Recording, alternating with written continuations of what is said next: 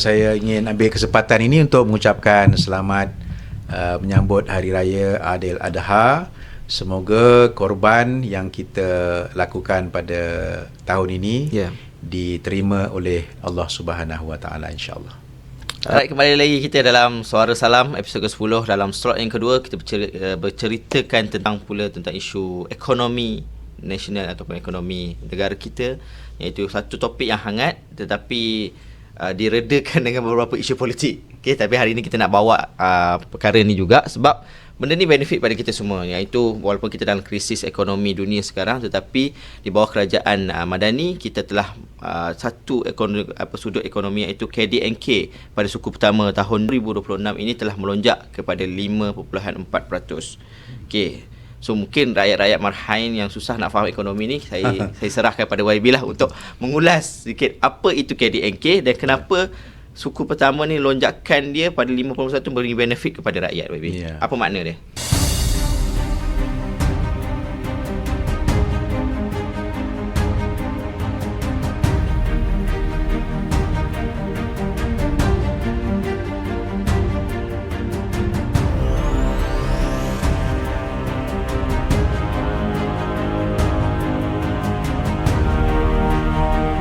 Nama saya Mumtaz bin Zakaria dan ibu dan bapa saya Nuriza binti Hassan dan Zakaria bin Kasim.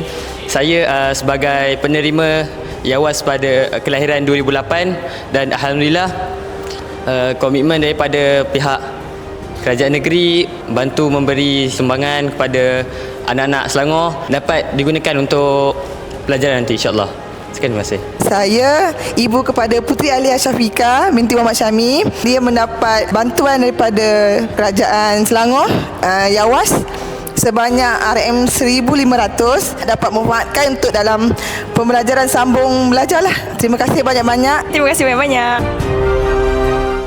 Okey, terima kasih sekali lagi Fahmi. Kita nak bicara KDNK ni, dia berkenaan dengan topik ekonomi lah. Betul. Tapi hari ni kita bukan nak mengajar ekonomi ataupun nak membicarakan secara terperinci berkenaan dengan ekonomi ni. Cuma kita nak fahamkan rakyat tentang aspek-aspek yang sering diperkatakan. Bila sebut tentang ekonomi ni, kita tak boleh lari daripada menyebut tentang KDNK. Sebab dianya adalah merupakan ukuran. Dia jumlah nilai wang bagi semua barangan ataupun perkhidmatan yang terakhirlah di peringkat akhir yang dikeluarkan. Dia banyak lagi dalam, contoh nak hasilkan kereta. Kan, yang sebelum-sebelum tu pun dia ada banyak lagi proses-proses dan sebagainya. Tapi yang akhir, peringkat pengeluaran barangan, nilai barangan yang terakhir, barangan ataupun perkhidmatan itu diukur dan dinilai bagi sesebuah negara dalam tempoh yang tertentu. Jadi dia pengukur utama nak menilai tentang saiz, besar ke kecil sesebuah ekonomi sesebuah negara itu, dan satu lagi yang penting dia nak menilai kesihatan ekonomi sebuah negara. Ingatkan bukan badan kita je sihat-sihat. Ekonomi pun kena sihat. Ekonomi negara ni pun dia ukur sihat ataupun tak sihat. Contohnya kalau ada dua kaedah pengukuran dia, satu dia mengembang ataupun menguncup. Dia ada growth ataupun dia shrink. Jadi kayu pengukur inilah yang menentukan kita nak tengok ekonomi negara tu dia berkembang baik ataupun dia menyusut. Biasanya dia ukur dengan peratusan. Tadi Fahmi sebut tentang berapa? 5.4%. Itu untuk suku pertama tahun 2026. Biasanya bila disebut suku pertama tahun 2026 ni, dia akan juga merujuk kepada suku pertama tahun 2025. Dia tak boleh bandingkan suku pertama 2026 dengan keseluruhan. Jadi tapi kalau kita nak, sebab kita baru habis suku pertama kan. Ini suku kedua tak habis lagi, ada Jun lagi. Betul. Jadi itu kayu pengukur. Tapi biasanya kalau kita nak melihat lebih besar, kita bandingkan dengan tahun lah. Dari tahun ke tahun. Contoh dari tahun 2022 ke 2023 perbandingan dia. Maknanya bila kita kata 2025 tahun lepas, perkembangan ekonomi itu, maknanya dia akan membandingkan dengan perkembangan pada tahun sebelumnya. pada tahun 2024. Jadi bila kita kata dia tahun 2025 dia sekitar 4.9 ataupun 5.1% dia punya peratus growth, economic growth pada tahun peningkatan dia. Peningkatan. Di tahun ini 5.4. Suku pertama. Yes. Okey. Jadi itu perbezaannya lah. Jadi bila kita sebut 5.4 ni kita pun tak faham apa pun 5.4. Betul. Bagus, Apa tak bagus sebut kan? dia. Tapi nampak bagus kecil, tu, nampak angka tu kecil. nampak kecil. Tapi kalau dibandingkan dengan 5% Yeah. pada tahun lepas contohnya, maknanya dia ada peningkatan. Yes. Okey, apa kebaikan bila dia meningkat? Betul. Itu yang penting itu. Ya, impak dia ialah kalau dia ada growth, ada pengembangan, peningkatan, bermakna perniagaan berkembang. Lebih banyak sebab kita hasilkan lebih banyak barang, hasilkan lebih banyak perkhidmatan. Nilai barang, nilai perkhidmatan tu makin tinggi. Maksudnya bisnes makin baiklah. Setuju. Perniagaan makin baik. Ya. Bila perniagaan berkembang, maknanya lebih banyak perniagaan tu satu servis, maknanya perkhidmatan yang lebih inilah. lebih banyak diberikan. Jadi bila lebih banyak perniagaan lebih baik, lebih banyak barang dikeluarkan, lebih banyak perkhidmatan diperlukan, lebih banyak apa? Peluang pekerjaan. Yes. Lebih banyak peluang pekerjaan. Dan bila lebih banyak peluang pekerjaan, kuasa beli rakyat lebih baik, lebih meningkat. Bila rakyat ada kuasa beli, dia akan berbelanja. Kan? Bila dia berbelanja, maksudnya semua akan dapat manfaat daripada. Sikit YB kalau kita pasal impact ni YB, saya terus teringat satu statement daripada pengurusi Perikatan Nasional mengatakan bahawa kadar ekonomi ni menaik tetapi tidak dirasai. Tidak dirasai oleh sebilangan besar oleh rakyat. Macam mana YB? Saya tak tahu dia tak rasa tu macam mana. Saya pelik juga. Dia tak kata tak rasa. Dia sebenarnya secara tidak langsung kita kena tahu macam ni. Kalau dia kena banding dengan kalau ekonomi menguncup. Ya. Kan? Kalau ekonomi menyusut, maksudnya bila ekonomi kita menyusut, bermakna perkhidmatan dan juga perniagaan akan menurun. Mungkin ada perniagaan yang terpaksa ditutup ataupun dikurangkan bilangan pekerjaan. Bila pekerja berkurang, masalah pada negara kita, kepada rakyat kita. Sekarang ini perkara itu tak berlaku. Ada kilang yang ditutup, ada perniagaan yang ditutup, ada pemberhentian pekerjaan, tetapi pekerjaan baru yang dijana lebih banyak daripada yang diberhentikan. Itu dia kena sebut sebab baru-baru ni pun pembangkang pun dia kata bila akhbar ni dia macam itulah, media ni dia begitulah. Bila dia sebut tentang sekian banyak 50,000 pekerja diberhentikan. Betul. Dia tak sebut yang 127,000 pekerjaan baru diwujudkan. Tapi pembangkang dia ambil yang itu dia mainkan. Dia macam menakutkan orang. Bila dia takutkan sekurang-kurangnya dia kata, bila pekerja diberhentikan ni maknanya ekonomi kita tak baik ke dan sebagainya kan. Sedangkan dia tak boleh merujuk pada situ, dia kena rujuk kepada penunjuk ekonomi. Antaranya ialah KDNK, bilangan pekerjaan yang diwujudkan berbanding dengan yang diberhentikan.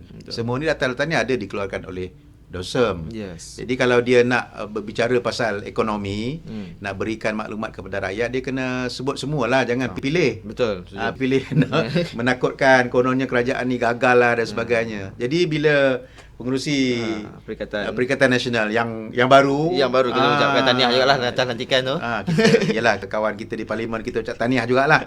Tapi janganlah menunjukkan keituannya. Kata bila apa rakyat dapat bila KDNK naik, rakyat tak rasa. Betul. Rakyat rasa tu ialah kita tidak terkesan lah dengan, walaupun kita ada baru ni ada kesan krisis kan, tapi kerajaan masih lagi boleh bertahan. Kita melihat pada kadar paling simple lah, kuasa beli rakyat. Kuasa beli, maksudnya kita masih boleh berbelanja. Satu lagi petunjuk, kalau dalam bentuk yang sangat simple, kita tengok mall masih penuh orang. Ya, setuju. Jalan raya kalau tak pernah lengang, kalau hujung minggu tak pernah lengang daripada kenderaan yang lalu, yang berhenti di rest area. Maksudnya rakyat masih boleh bergerak ke sana sini, berbelanja. Cuma kita sekarang ni kerajaan sarankan supaya kita lebih berhemah ni, maksudnya supaya kita berjaga kerana krisis tenaga yang sedang melanda ni, kita tak tahu bila dia akan pulih. Kan? Kesannya mungkin akan terasa juga kalau dia berterusan, dan nak pulih balik tu, nak hidupkan balik loji Kuasa. loji petroleum yang ditutup ke baru-baru ni disebabkan oleh krisis ini, nak hidupkan balik itu pun ambil masa. Betul. Jadi kesannya mungkin akan ada, tetapi kita lakukan pelbagai intervensi lah daripada kerajaan ini, dan sebab itu kita nakkan rakyat supaya berbelanja secara berhemah. Betul. Berjaga-jagalah, maksudnya berjaga-jaga. Dan kita lihat juga kadar KDNK ni tak lari juga dengan isu gaji rakyat. So kita nak cerita jurang gaji rendah dan juga kos sara hidup yang tinggi ni kita tak lari, iaitu bagaimana kita nak mencari mekanisme yang terbaik bila kata pertumbuhan ekonomi meningkat tetapi jurang gaji tu masih tinggi. Jadi macam mana mungkin YB boleh ulas sikit tentang macam mana dari segi kerajaan kita boleh kontrol lah, maknanya yang Muhammad PMS pun dah naikkan dasar gaji kerajaan, tetapi di swasta pula bagaimana kita nak memastikan majikan swasta ni boleh menaikkan gaji seiring dengan lonjakan KDNK negara. Di peringkat kerajaan dia naikkan gaji dah banyak lah kan. Betul. 15% lah dalam masa 2 tahun. Itu tinggi tu. Di swasta tidak sampai begitulah. Dia biasanya kenaikan gaji di peringkat swasta ni dia berkadaran dengan inflasi. Betul. Maksudnya kalau inflasi itu dalam sekitar kita sangat rendah. Tapi kalau yang kebiasaan sebelum ni, kalau inflasi tinggi, contoh macam sehingga kalau dia meningkat sehingga ke 3%, 4%, biasanya di peringkat swasta ni dia pun akan pastikan bahawa kenaikan gaji pun berkadaran lah. Dia pun akan berikan 3%, 4%. Tapi syarikat yang memperolehi laba keuntungan yang banyak, biasanya dia akan berikan kenaikan yang lebih tinggi lah. Betul. Okey, sebab itu untuk nak mengimbangi kenaikan kos sara hidup ni, sebab itu kerajaan naikkan gaji asas kan. Dulu daripada 1,200 naik ke 1,500, sekarang 1,700. Itu nak pastikan bahawa rakyat dia ada base salary dia yang kita kata masih boleh mengimbangi kenaikan kos sara hidup. Tapi dia takkan boleh bertahan lah kalau hanya sekadar gaji pokok ataupun gaji asas ini. Yang lebih penting dalam masa jangka yang panjang, kita nak melahirkan sebuah negara yang dipanggil high growth, high value nation. Maksudnya negara yang mempunyai pertumbuhan yang tinggi dan juga mempunyai nilai yang tinggi, maksudnya gaji yang cukup untuk mengimbas kos sara hidup. Maksudnya pendapatan yang tinggi lah. Betul. Mungkin sekarang 1,700, akan datang mungkin dia akan naik jadi sampai 2,500 ataupun sampai ke peringkat 3,000. Tapi nak sampai ke peringkat itu, kita tak boleh dengan cara kerja sekarang. Dia kena ada mekanisme productivity kena bertambah. Nak tingkatkan productivity ni, dia kena ada mekanisme lah, otomasi, menggunakan AI, teknologi AI dan sebagainya. Sebab itu kerajaan sekarang ini kita perbanyakkan program-program yang berbentuk TVET. Jadi untuk nak melahirkan pekerja-pekerja yang mahir, maksudnya untuk, kalau sebelum ini kita lakukan satu kerja tu memerlukan 100 orang. Sekarang ni mungkin kita hanya perlukan 20 ataupun 30 orang. Itu akan meningkatkan produktiviti. Tapi dengan menggunakan pelbagai bantuan mekanisme lah, automation, AI dan seumpamanya. Jadi bila bilangan pekerja ni dah dikurangkan, bolehlah diberikan gaji yang lebih kepada pekerja. Jadi di peringkat swasta pun macam tu. Maksudnya kita nak pergi ke arah itulah negara kita. Jadi pelbagai rangsangan, insentif yang dilakukan oleh kerajaan dalam pelbagai kementerian lah. Kementerian Sains, Inovasi Sains dan Teknologi, Kementerian Keusahawanan. Jadi semualah dalam perladangan pun ada pelbagai insentif diberikan oleh kerajaan untuk pastikan bahawa semua yang terlibat dalam industri ini meningkatkan produktiviti masing-masing. Dengan meningkatnya produktiviti itulah kita boleh bayar gaji yang lebih kepada pekerja kita. Okey, YB pun dah masuk sikit tentang langkah intervensi daripada kerajaan. So mungkin soalan saya seterusnya ialah kita melihat bahawa dalam tempoh kerajaan Madani ni mungkin sikit sebanyak bagaimana langkah intervensi daripada kerajaan tersebut nak kita nak mengarapkan jurang gaji, nak memastikan KDNK ni terus berkembang.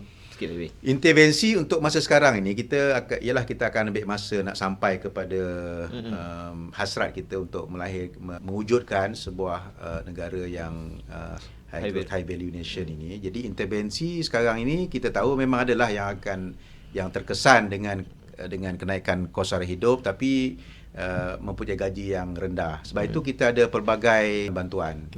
Sumbangan tunai rahmah ataupun SARA, sumbangan rahmah, subsidi bersasar dengan melalui subsidi. Ini yang terkesan lah. Subsidi bersasar tu sebab kita nak bantu kepada mereka yang betul-betul memerlukan. Faham. Jualan rahmah dengan harga yang dikurang 20 hingga 30% kurang daripada harga pasaran. Jadi ini langkah-langkah intervensi yang dilakukan oleh kerajaan lah. Selain daripada itu, kita pun usahakan juga untuk pastikan bahawa kita tak terkesan. Apa yang penting sekarang ni yang kita perlukan, Fahmi, kita perlukan barangan asas. Barangan asas ni itu dah intervensi daripada kerajaan dengan bantuan sumbangan tunai rahmah, jualan rahmah dan sebagainya. Kita juga terkesan dengan pendidikan.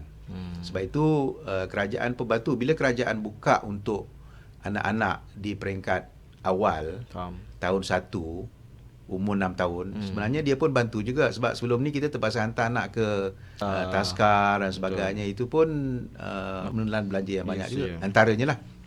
Dan itu satu aspek pendidikan. Kita buka lebih banyak sekolah yang kelas-kelas pendidikan khas dibuka pun banyak. Ini pun bantu juga mereka yang terkesan dengan anak istimewa yang terpaksa hantar untuk terapi dan sebagainya. Bila kita buka ini, dia banyak bantu. Dan dia banyak sebenarnya bila anak-anak ini dia boleh berdikari, ibu bapa dia sudah boleh bebas daripada menjaga anak ini dan dia boleh bekerja, menjaga keluarga. Kalau tidak, dia terpaksa jaga anak dan sedangkan keluarga mereka sendiri terpaksa menampung tak mampu untuk nak menampung. Masa sebilangan parent tu terpaksa berkorban, terpaksa jaga. Jadi ini antara langkah intervensi. Kesihatan.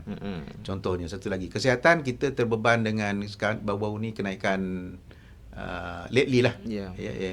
Yang terkini kenaikan premium insurance. Betul.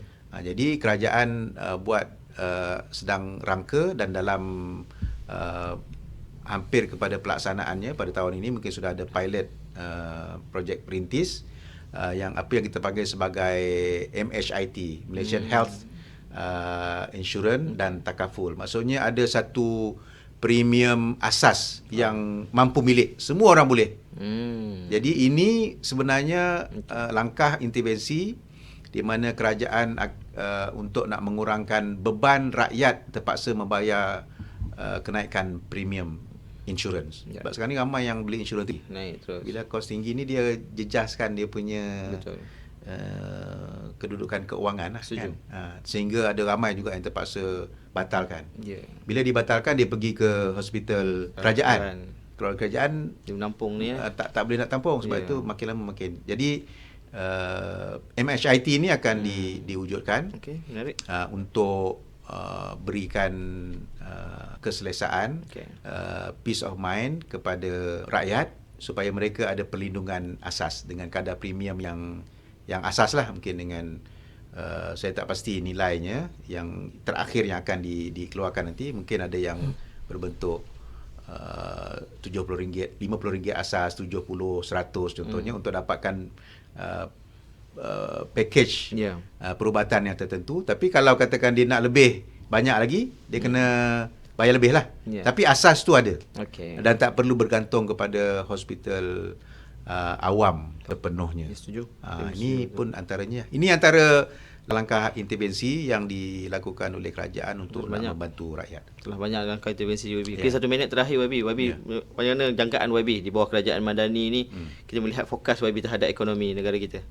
Kita sebenarnya mungkin agak terjejas sikit fokus itu disebabkan oleh krisis tenaga ini. Tetapi laporan yang kita dapat daripada pakar-pakar ekonomi yang meramalkan bahawa kita masih lagi boleh bertahan dengan pertumbuhan sebanyak 4.5%. Maksudnya tak lari jauh daripada tahun lepas lah. Maksudnya kalau turun pun dia turun sikit saja. Maksudnya keyakinan terhadap perniagaan, pelaburan ini masih lagi kukuh di kalangan business community, pelabur, kerana kita masih lagi stabil. Kita masih lagi stabil, fundamental asas ekonomi kita kukuh, dan kita berjaya mengawal fiskal dengan baik. Sebelum ni kita dah luluskan Fiscal Responsibility Act, Akta Kebertanggungjawaban Fiskal itu, dan itu sebenarnya memberikan satu keyakinan kepada pelabur bahawa negara kita boleh mengurus keuangan kita dengan baik. Dan dengan itu kita bolehlah kekalkan ekonomi kita pada pertumbuhan yang sederhana lah. Tapi sederhana dalam keadaan krisis ekonomi global, krisis tenaga ni, kita kira baiklah. Alhamdulillah. Yang pentingnya rakyat tidak terjejas teruk dengan krisis ini. Dan sebab kita melihat bahawa bila main isu ekonomi ni, ramai mengambil kesempatan memberikan fakta-fakta yang salah dan sebagainya. Okey, tak apa. Kita nak ulas sikit juga apa nanti selepas ni tentang bermain juga faktor kestabilan politik kat situ. So next topik ni sangat hangat juga tentang kestabilan politik negara kita. Jadi itu saja untuk soalan kedua berkaitan dengan ekonomi nasional. Harap anda semua memahami bahawa impak dan juga apa info yang telah diberi oleh YB berkaitan dengan KDNK negara kita. So itu saja untuk slot yang kedua. Kita berjumpa selepas ini slot yang ketiga. Suara Salam.